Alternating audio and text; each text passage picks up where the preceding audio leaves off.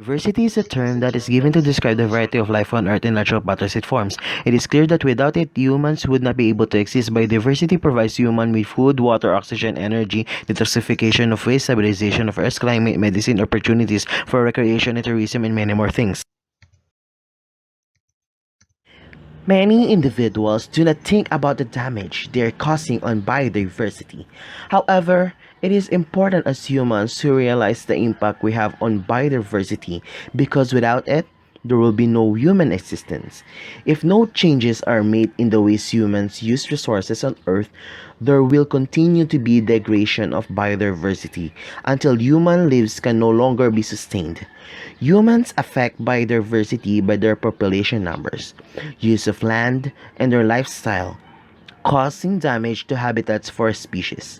It is important for humans to realize how their actions affect biodiversity and the importance of maintaining what biodiversity is left on Earth. Through proper education and by demanding that governments make decisions to preserve biodiversity, the human population will be able to sustain life on Earth longer. The paramount challenge of this century is to meet the needs of 7 billion human beings now and the billions to come, while protecting the intricate balance of nature that sustains life. Demands for water, trees, food, and fossil fuels will only increase as world population grows. Human activity has altered every aspect of our planet, including its climate. Shortages of clean water and arable lands are already a problem. While species loss continues, the resilience of ecosystem from fisheries to forests is threatened. Impoverished people who contributed the least to climate change are likely to suffer the most of its effects. Drought, floods, heat waves, tornadoes, blizzards, and other extreme weather disasters, and many will seek a better future elsewhere. Well, wealthier countries, meanwhile, are consuming resources at the rate that the earth cannot sustain for all humankind. Rising expectations everywhere put more pressure on Earth and will require everyone to adopt more efficient, greener ways so that all people may have decent lives. Our collective future depends on rapidly lowering greenhouse gas emissions while reducing excessive consumption. Greater social equity and social population growth will help make cooperative social possible solutions. No, we can support the biological needs of the growing population. Based on our current situation, we need 1.5 Earth to provide our needs.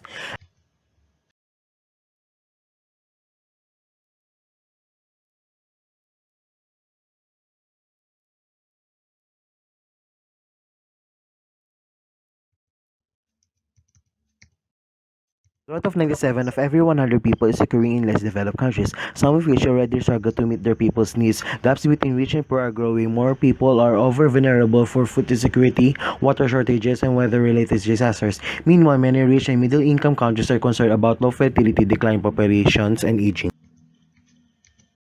While globe trends point to poverty reduction, wide gaps persist between and within countries. In a world of 7 billion, every person should enjoy equal rights and dignity. We cannot afford to lose the full potential of half of the world's population. Reducing poverty by investing in health and education, especially for women and girls, is cost-effective and essential to solving the world's most challenging problems and can break this cycle. While women are healthy and educated and can participate fully in society, they trigger progress in their families, communities, and nations. Advancing women's education, reproductive health, and rights will enhance the well-being and productivity, improving the prospects for current and future generations. Most of the money women earn is spent in their families' food, education, and healthcare. Thus, investing in girls and women's space is boosts national security by strengthening families, which promotes economic growth and community peace and stability. Millions of young people live in their own or on the streets. Programs of sex education, peer mentoring, and reproductive health services can reach them through special messengers, soap operas, comic books, posters, magazines, dramas, and music videos. Investing in young people creates a pathway for accelerated development. When young people can claim their right to health, education, decent working conditions, they become a powerful force for economic development and positive change. This takes pressure off families and governments, allowing greater investment in each child's health care and education, improve productivity, and better long-term prospects for the family and for the community. and country. Many then choose to have smaller families. Average family size has declined by half since 1950. It's linked to advance in education and health era and increased opportunities for women like US and European countries. This great global success story can continue only if access to family planning continues to grow worldwide. However, 215 million women in developing countries like Philippines lack access to effective planning and are not able to exercise their reproductive rights. Providing quality reproductive health care and other economic social encouragements for safe motherhood is cost-effective strategy that can also help countries concerned about low fertility rates. Smaller families can give their countries a demographic dividend, which is a spurt in productivity, wealth, and economic growth that results when populations have a large number of working age people with relatively fewer dependents. Reducing poverty and inequality in developing countries is also the best way to reduce migration.